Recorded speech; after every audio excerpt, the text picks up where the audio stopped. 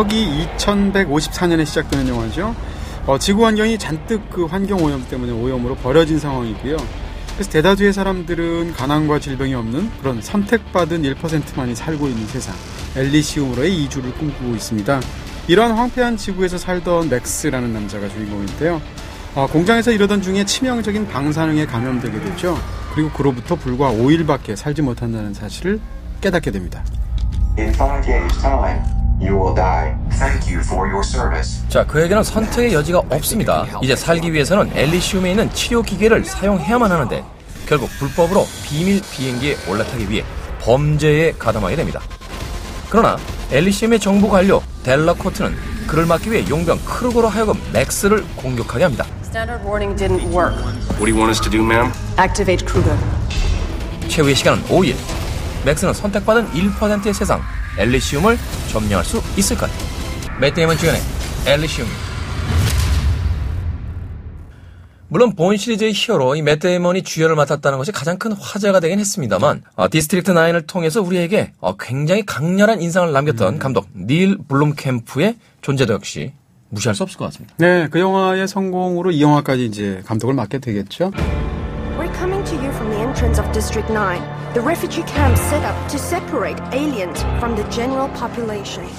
닐 블럼캠프의 전작이었던 디스트릭트 9은 형식적으로도 일단 굉장히 신선했고 내용으로 봐도 아주 날카로운 것 같은 뭐라 그럴까요? 비판의식 같은 것도 살아있었고 스토리도 굉장히 기상천외했고 SF를 그런 식으로 다룬 영화는 지금까지 본 적이 없었던 것 같아요.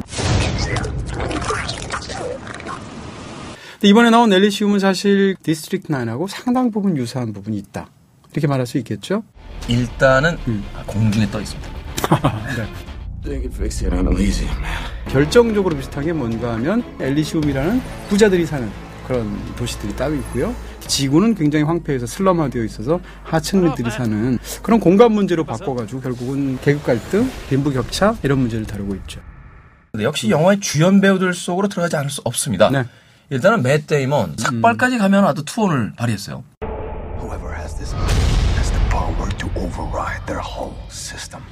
10kg이 넘는다고 그래요? 그런 이제 원격 제어복 이런 걸 이제 입고서 이제 하는 건데 영화에서 보면 그것이 사실상 이게 인간과 기계에 접합된 그런 모습이잖아요. 보다 보면 이제 뭐라 그럴까요? 배우가 열심히 하는 건 좋은데 거의 안쓰러워 보일 정도고요. 맷 데이먼이 아무리 성실한 배우라고 할지라도 네. 40 중반 넘었거든요.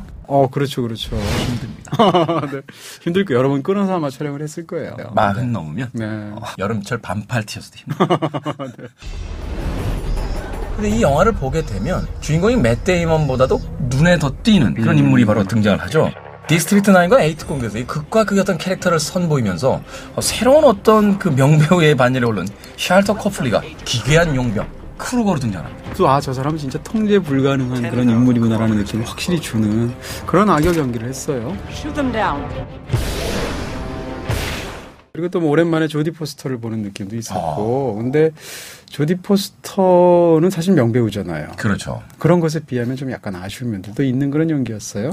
약간은 좀 스테레오타입에 갇혀버린 듯한 그런 연기가 아니었나 하는 생각이 듭니다. 조디 포스터라는 배우를 어떻게 활용할 줄 모르는 영화처럼 보이기도 했었습니다. 그럼에도 불구하고 이 영화에 약간의 미덕이 있다면 액션씬은 참 잘 찍었다라는 또 생각도 들어요. 이 맥스와 크로가 싸우는 그 추격전과 싸움 장면은 사실 그 자체만으로는 굉장히 박진감 넘쳤다는 생각이 들거든요. 초중반에 나오는 액션 장면들이 굉장히 이렇게 실감나게 잘 짜여져 있어요. Droids, there appears to be 2 occupants. They are armed and I'd like them dead.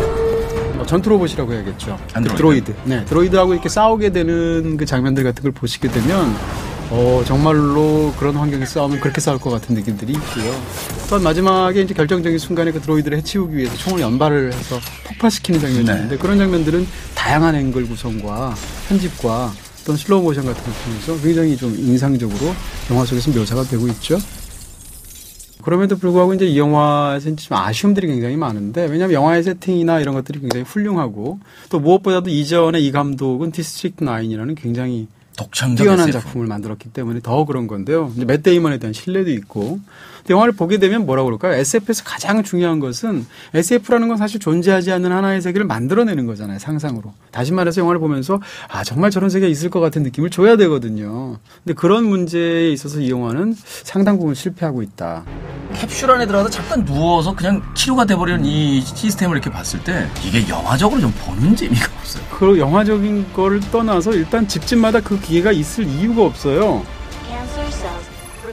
일평생 엘리시움에서는 그 기계를 몇 번이나 쓰겠습니까? 근데 모든 집에 어떤 집으로 들어가든 거기에다가 그것이 완비가 되어 있어서 들어가서 버튼 몇 개만 누르면 다 치료가 될 정도인데. 빌트인 아닐까요? He's got the keys to the kingdom in his hand. Now we just need to find it. 그렇게 첨단의 기계들을 다 갖추고 있는데 막상 그 반란군의 침탈에 의해서 그 속수무책으로 당하는 부분들이라든지 그러니까요. 네. 그것을 진압하는 과정에서의 좀 엉성함 같은 것들을 네. 보게 되면 네. 영화가 구축해놓은 전체 어떤 세계 자체가 너무 빈틈으로 가득 차 있는 듯한 그런 느낌이 들거든요. 그렇습니다. 그럼 그 세계의 빈틈이 아니라 사실은 만드는 사람의 상상력의 빈틈이죠. 이렇게 발달된 엘리시움 사회가 요즘식으로 얘기하면 뭐 승합차 한 대가 오는 거잖아요, 사실. Just take me up there and get me in a med bay. What I have is very valuable. 전문 용병도 아니고 네네. 말하자면 이제 동네 불량배 같은 분 한 분 타고 그런 게 타가지고 도착을 하는데 불구하고 그걸 저지를 못해요, 제대로. 다시 말해서 외부 세계로부터 엘리시움이라는 완벽한 사회를 지켜내는 어떤 보안 능력이라든지 혹은 내부에 들어와서 뭔가 난동이 벌어질 때 그걸 진압하게 되는 치안 능력이라든지 이런 것들이 너무 말도 안 되는 상황인 거죠. 상상력은 남았지만 현실적이라는 느낌은 완전히 사라져버리는 좀 그런 안타까움이 좀 있었던 것 같아요. 그렇습니다. 예를 들어서 설국열차랑 많은 분들이 비교하는데 그런 점에서 큰 차이가 있어요. 설국열차는 영화를 보고 어쨌건 기본 설정은 말이 안 되죠. 그렇지만 그 기본 설정 안에서 만들어낸 세계는 그 안에서 굉장히 잘 짜여져 있기 때문에 이런 시기의 상상력의 허술함이 별로 발견되지 않거든요. 근데 엘리시움이라는 영화는 상상력의 그 웅대함에 비해서 그 안에서 펼쳐지는 세계들은 어이없을 정도의 허점들이 드러난다라는 거죠. 자, 그렇다면 이 영화 엘리시움 과연 별점과 한 줄 평이는 어떨지 지금 만나봅니다. 이 영화에 대한 자 별점은 2개 반입니다. 2개 반. 네. 허점 투성이인 상상력. 마무리가 엉성한 모델 하우스. 그냥 되겠어요. 빌트인 빼야 네. 고가.